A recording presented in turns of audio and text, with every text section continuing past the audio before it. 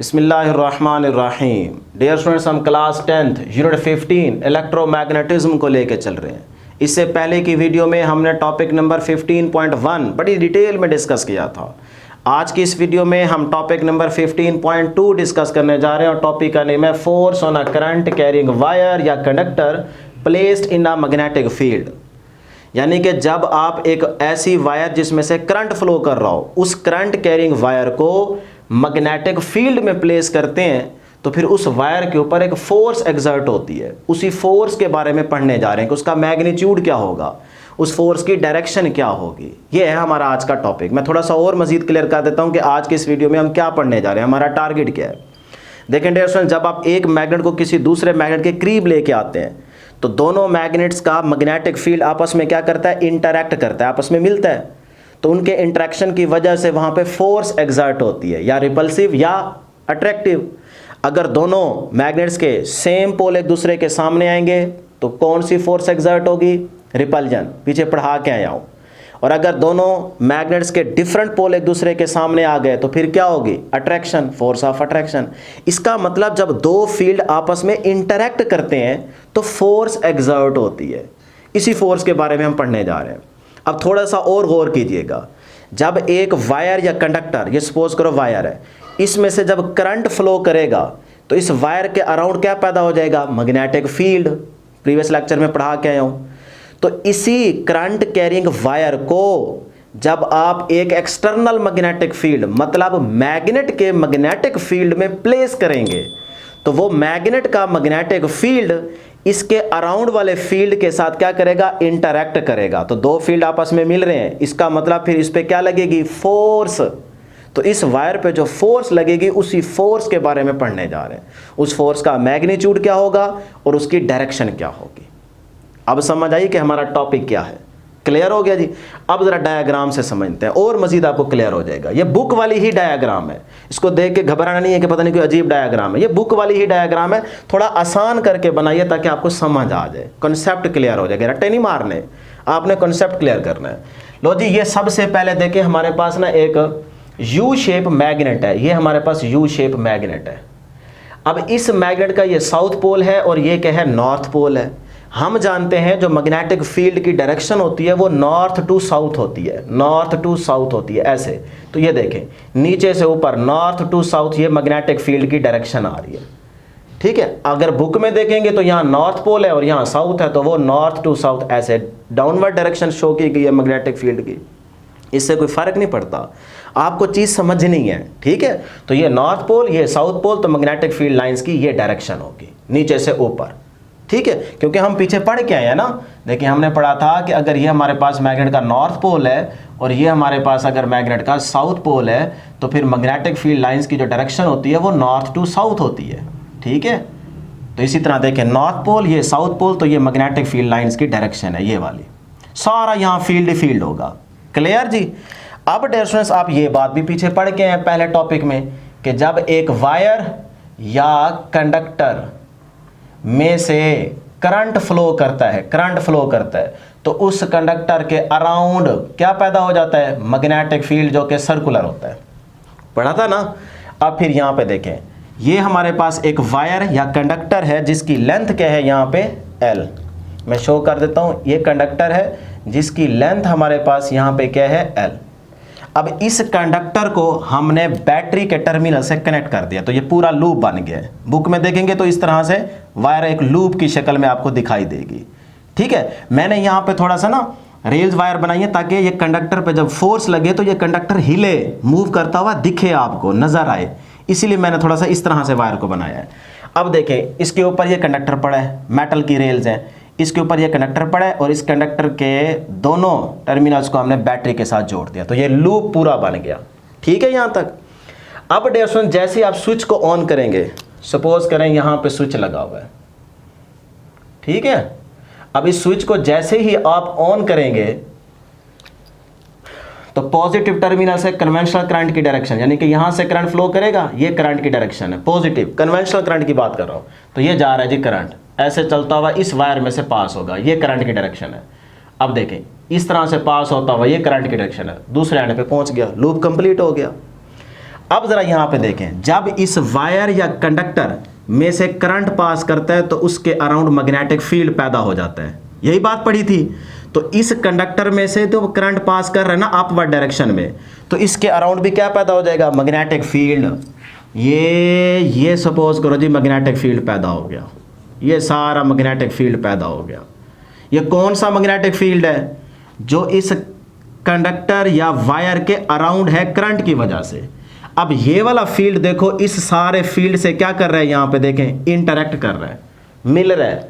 तो जब दो फील्ड आपस में इंटरैक्ट करेंगे तो उस कंडक्टर पे क्या लगेगी, फोर्स लगेगी। दो फील्ड आपस में इंटरैक्ट कर रहे हैं तो इस कंडक्टर पे क्या लगेगी, फोर्स लगेगी, फोर्स लगेगी। अब ये फोर्स कितनी लगेगी, इसका कोई फार्मूला होना चाहिए, इसकी मैग्नीट्यूड हमने मालूम करनी है। फिर ये फोर्स किस तरफ लगेगी, कंडक्टर को इस तरफ मूव कराने पे लगेगी या कंडक्टर को इस तरफ मूव करवाएगी। फोर्स तो लग रही है ना कंडक्टर पे, क्योंकि दो फील्ड आपस में इंटरेक्ट कर रहे हैं।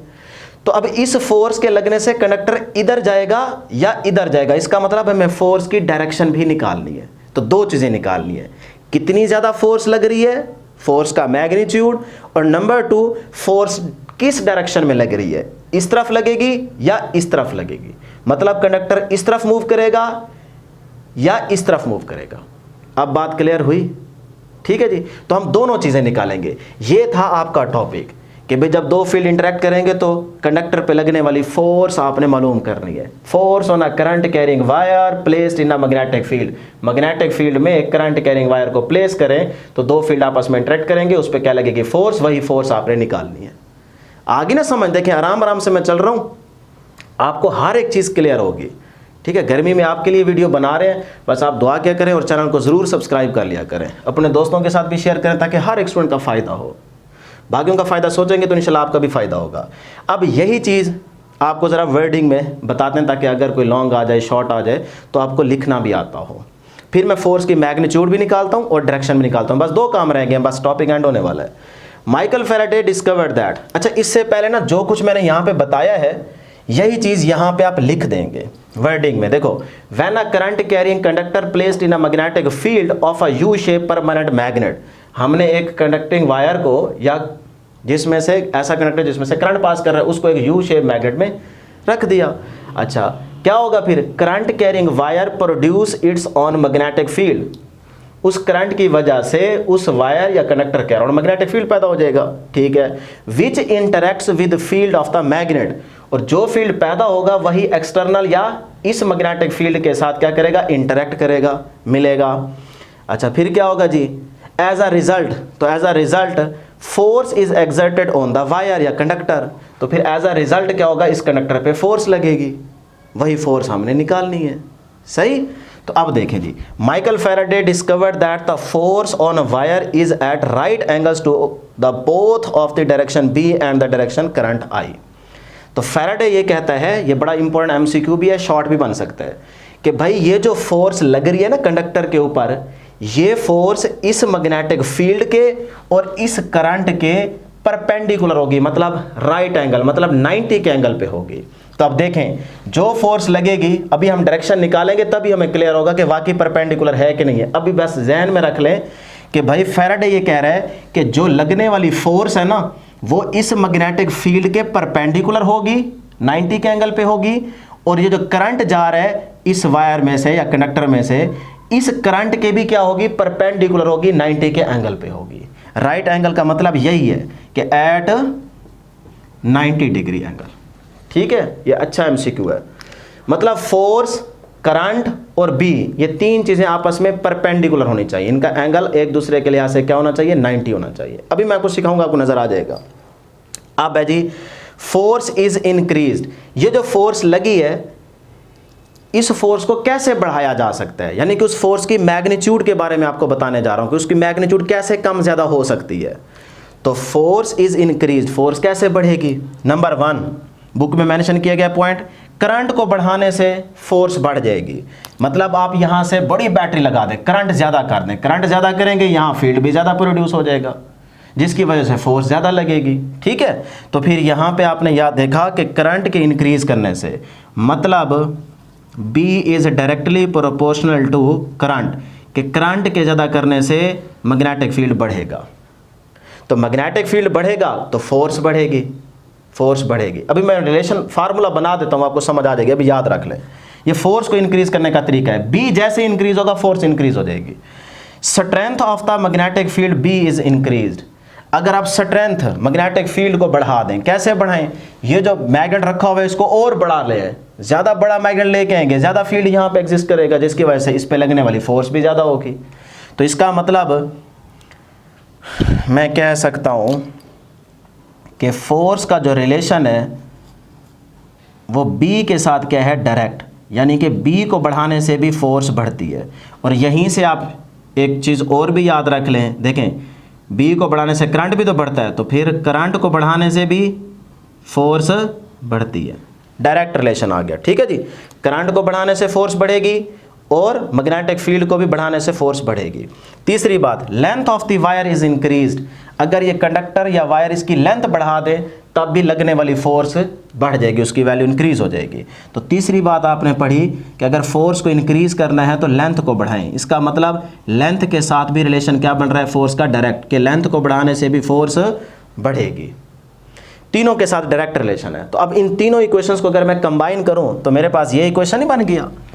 ये देखें, F is directly proportional to ILB, यही नहीं बन गई? तीनों चीज़ों के साथ डायरेक्ट रिलेशन है ना। अब डियर स्टूडेंट्स, इसके साथ ना एक चीज़ और भी याद रखिएगा, डायरेक्ट बता रहा हूं, इसके साथ एक एंगल थीटा की भी बात की जाती है। अगर आप एंगल थीटा बढ़ाएंगे, जो भी मैंने बताया है, तो फिर भी फोर्स बढ़ती है। तो इसीलिए हम यहाँ पे यूज़ करते होते हैं साइन थीटा। अभी आप याद कर लें, लेकिन अगली क्लासेस में आप आएंगे, हायर क्लासेस में, तो फिर आपको बाकायदा हर एक चीज़ क्लियर करेंगे। अभी फिलहाल याद रख लें, क्योंकि आपकी बुक में डायरेक्ट फार्मूला या इस तरह की कोई चीज़ नहीं है, सिर्फ यहाँ पे वर्डिंग मेंशन की गई है। लेकिन हम आपको आसान करके यहाँ से एक फार्मूला बना के दे रहे हैं कि भाई वो फोर्स होगी क्या। तो ये रिलेशन बन गया। अब इस प्रोपोर्शनलिटी को हटाकर आप एक कांस्टेंट यूज़ करेंगे, और वो होगा dear students F is equal to, इसकी जगह आ जाएगा KILB साइन ऑफ थीटा। अब थीटा क्या है? 90। तो जब यहाँ 90 पुट करेंगे तो साइन 91 हो जाएगा, इसीलिए लिखने की ज़रूरत नहीं है। इसको बेशक आप हटा भी दें, मैक्सिमम फोर्स की बात कर रहे हैं, ठीक है। अब ये फार्मूला बन गया। अब जो K की वैल्यू है ना, ये 1 होगी, ठीक है। इसको क्या कंसीडर करें जी? 1। अब इसकी जगह जब 1 लिखेंगे तो फार्मूला आपके पास पीछे क्या बच जाएगा? फार्मूला बच जाएगा F is equal to ILB। ये मैक्सिमम फोर्स आ गई है। क्या आ गई है? Maximum force. ये रिलेशन आ गया, यानी कि जो फोर्स इस कंडक्टर पे लग रही है ना, उस फोर्स का ये मैग्नीट्यूड आ गया मैक्सिमम। मैक्सिमम, ये उसकी मैक्सिमम वैल्यू आ गई है कि F is equal to ILB। तो इन्हीं तीन बातों से जो थ्योरेटिकल लिखी हुई हैं, हमने ये फार्मूला सेट कर लिया है खुद, ताकि हमें समझ आ जाए। अब देखें ना, आपको डायरेक्ट समझ भी आ रहा है, और ये सारे आपके MCQs भी बन जाएंगे। आपको इधर उधर से MCQs करने की जरूरत ही नहीं है। थोड़ा सा वीडियो लेंथी होगी, टाइम लगेगा, लेकिन हर एक चीज़ आपको क्लियर जरूर करवा देंगे। सिर्फ ये नहीं कि आपको लिख के सिर्फ रीड करके चले जाएंगे, नहीं, हर एक चीज़ आपको हर एक छोटा छोटा पॉइंट क्लियर करेंगे। इसलिए थोड़ा सा वीडियो लेंथी होती है। आप पूरा टाइम देंगे, बैठेंगे, गौर से बातें सुनेंगे, समझेंगे, इंशाल्लाह दोबारा आपको टॉपिक पढ़ने की ज़रूरत नहीं पड़ेगी। सही है जी। तो यहाँ तक आपको कोई मसला नहीं होना चाहिए, हर एक चीज़ क्लियर हो गई। अब फोर्स जो लग रही है उसकी मैग्नीट्यूड तो आ गई कि भाई ये फोर्स लग रही है, उसकी वैल्यू ये है। अब ये फोर्स किस डायरेक्शन में लग रही है, तो अब हमें डायरेक्शन निकालनी है कि ये इस तरफ रॉड को मूव कराएगी या इस तरफ कराएगी। लो जी, फिर determining the direction of the force, लगने वाली फोर्स की डायरेक्शन निकालते हैं। तो उसके लिए आपने Fleming left hand rule use करना है, क्योंकि आपकी बुक में इसको मेंशन किया गया है। क्या कहता है? कहता है स्ट्रेच द थंब, थंब को ऐसे करें, 4 फिंगर, ये 4 finger and the middle finger of left hand mutually perpendicular to each other. कहता है कि इन तीन चीज़ों को ऐसे सेट करें कि आपस में ये तीनों 90 के एंगल पे हों। तो ये देखो, तीनों 90 के एंगल पे सेट होगी, यार थंब, यार ये 4 फिंगर और यार ये मिडल फिंगर सेट हो गई। अब वो कहता है if 4 finger points in the direction of magnetic field, अगर आप लेफ्ट हैंड यूज कर रहे हैं तो वो कहता है ये वाली जो फिंगर है ना, ये मैग्नेटिक फील्ड की डायरेक्शन में होगी, मैग्नेटिक फील्ड की डायरेक्शन में ये होगी। स्टेप फिंगर इसको कहते हैं, शहादत वाली उंगली। उसके बाद कहता है and middle finger in the direction of current, ये है मिडल फिंगर, लेफ्ट हैंड की बात कर रहा हूं, ये है मिडल फिंगर। तो ये वो कहता है करंट की डायरेक्शन में आपने सेट करनी है। दो चीजें सेट होगी, बी और आई। थंब को वो कहता है खाली छोड़ दें, थंब आपको इंडिकेट करेगा फोर्स की डायरेक्शन, मतलब वो फोर्स की डायरेक्शन के बारे में बताएगा। आपके पास दो चीज़ें तो हैं, ये मैग्नेटिक फील्ड खड़ा है, ये करंट खड़ा है, दो चीज़ें हैं, आपने क्या निकालनी है, फोर्स की डायरेक्शन। तो ये दो चीज़ें तो हैं, इस फोर्स की डायरेक्शन में आपने इसको फाइंड आउट कर लेना है। तो फिर सेट करते हैं जी। क्या कहता है कि इस फिंगर को, यानी कि 4 फिंगर क्या है, 4 finger points indicate the direction of B. इस फिंगर को बी की डायरेक्शन में सेट करो, ये बी जा रहा है मैग्नेटिक फील्ड, ये बी की डायरेक्शन में सेट हो गया, सेट हो गया जी। अब वो कह रहे हैं middle finger in the direction of current, ये है मिडल फिंगर, ये रही, ये करंट की डायरेक्शन में है। तो ये कंडक्टर ऐसे नहीं पड़ा हुआ, ये ऐसे, तो ये देखो ये करंट की डायरेक्शन में सेट हो गई। ये देखें ये कंडक्टर ऐसे पड़ा हुआ है ना रेल्स के ऊपर, यानी कि मेटल की रेल्स के ऊपर ये ऐसे पड़ी है, ठीक है। अब देखें ये करंट जा रहा है, ये जा रहा है करंट, सेट हो गई, और ऊपर जा रहा है फील्ड, दो चीजें सेट हो गई। अब थंब को खाली छोड़ दें, थंब बताएगा फोर्स की डायरेक्शन, तो थंब इस तरफ जा रहा है, इसका मतलब फोर्स लगेगी इस तरफ। ये दोबारा देख ले, ये करंट गया, ये क्या है फील्ड। बच्चे समझते हैं करंट ऊपर जा रहा है, भाई ये जो रॉड पड़ा है ना, ये रॉड ऐसे पड़ा है, एक मेटल की रेल यहाँ पे है, दूसरी यहाँ पे है, रॉड ऐसे पड़ा है ऐसे, ठीक है। अब देखो करंट ऐसे जा रहा है, तो ये आ गया करंट, ये आ गया ऊपर फील्ड, और ये आ गई फोर्स। तो आप कहेंगे फोर्स इस डायरेक्शन में लगेगी, फोर्स इस डायरेक्शन में लगेगी, ये है फोर्स की डायरेक्शन। इसका मतलब कंडक्टर इस तरफ मूव करेगा। क्लियर। अब यही बात मैंने यहाँ पे मेंशन कर रखी है कि भी लेफ्ट हैंड है तो उसका जो थंब है वो फोर्स की डायरेक्शन बताएगा, और जो स्टेप फिंगर है या फर्स्ट फिंगर है ये फील्ड की डायरेक्शन में आपको सेट करनी होगी, और ये जो मिडल फिंगर है सेकंड फिंगर ये करंट की डायरेक्शन में सेट करनी होगी। इसका मतलब दो चीज़ें दी गई होंगी, करंट भी दिया गया है, फील्ड भी दी गई है, तो इन दो की डायरेक्शन को आप सेट कर लेंगे ऐसे, और थंब को छोड़ेंगे तो ये फोर्स की डायरेक्शन को इंडिकेट करेगा, बताएगा। तो थंब बताएगा फोर्स की डायरेक्शन, तो फोर्स इस तरफ लग रही है।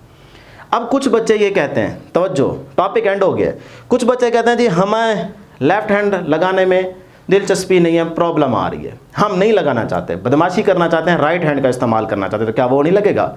वो भी लगेगा। तो आप दाएं हाथ का भी इस्तेमाल करते हुए यहाँ पे चेक कर सकते हैं। बस फ़र्क ये है कि अगर आपने राइट हैंड यूज़ करना है तो फिर थंब तो फोर्स के बारे में ही बताएगा, फोर्स के बारे में ही बताएगा, लेकिन जो फर्स्ट फिंगर होगी ना ये रहेगी करंट की डायरेक्शन में, और जो मिडल फिंगर होगी ये होगी मैग्नेटिक फील्ड की डायरेक्शन में। यानी कि यहाँ पे दो फिंगर्स को आप उलट कर दें। देखो यहाँ पे फर्स्ट फिंगर क्या बता रही है, करंट, अगर आप राइट हैंड का इस्तेमाल करना चाहते हैं, और जो मिडल फिंगर होगी वो बी की डायरेक्शन में आपको सेट करनी होगी। थंब को छोड़ेंगे, थंब फोर्स बताएगा, वहाँ पे भी थंब फोर्स, यहाँ पे भी थंब फोर्स, लेकिन यहाँ पे दो चीज़ें क्या हो जाएंगी, चेंज हो जाएंगी अगर आप राइट हैंड इस्तेमाल करना चाहते हैं। अब मैं लगा के दिखाता हूँ। देखो फर्स्ट फिंगर करंट, ये करंट जा रहा है तो ये करंट आ गया, सेट हो गई। ये देखिए ये फिंगर करंट की डायरेक्शन में सेट होगी, दायां हाथ राइट हैंड इस्तेमाल कर रहा हूँ। उसके बाद है बी ऊपर, तो ये देखें ये बी ऊपर, दो चीज़ें सेट हो गई। ये देखें बी ऊपर, देख लो नीचे राइट हैंड का मिडल फिंगर बी, ये मिडल फिंगर बी की डायरेक्शन में सेट हो गई, और ये जा रहा है करंट, ये जा रहा है करंट, दो चीज़ें सेट होगी। थंब को छोड़ो, थंब बताएगा फोर्स की डायरेक्शन, फोर्स आ रही है उसी तरफ। इसका मतलब चाहे आप राइट हैंड इस्तेमाल करें चाहे आप लेफ्ट हैंड यूज़ करें, दोनों में आपने चेक किया फोर्स इसी डायरेक्शन में लगती है। तो इसीलिए चाहे आप राइट हैंड यूज़ करें चाहे लेफ्ट, आपको बस पता होना चाहिए कि भाई किस तरह से फोर्स निकालें, तो वो मैंने बता दी है। राइट हैंड में ये करंट, ये फील्ड, ये फोर्स, लेफ्ट में ये फील्ड, ये करंट, ये फोर्स। लो जी, ये थी हमारे पास आज के इस टॉपिक की डिस्कशन। हर एक चीज़ आपको डिटेल में समझाई है, टाइम लगा है लेकिन हर एक चीज़ क्लियर कर दी है। इस तरह से पढ़ेंगे तो इंशाल्लाह फ़ायदा होगा, पूरे नंबर आएंगे इंशाल्लाह। ज़रूर कमेंट में लिखें ताकि आपके पूरे नंबर आए। तो नेक्स्ट वीडियो में जल्द मुलाकात होगी। अल्लाह हाफिज़।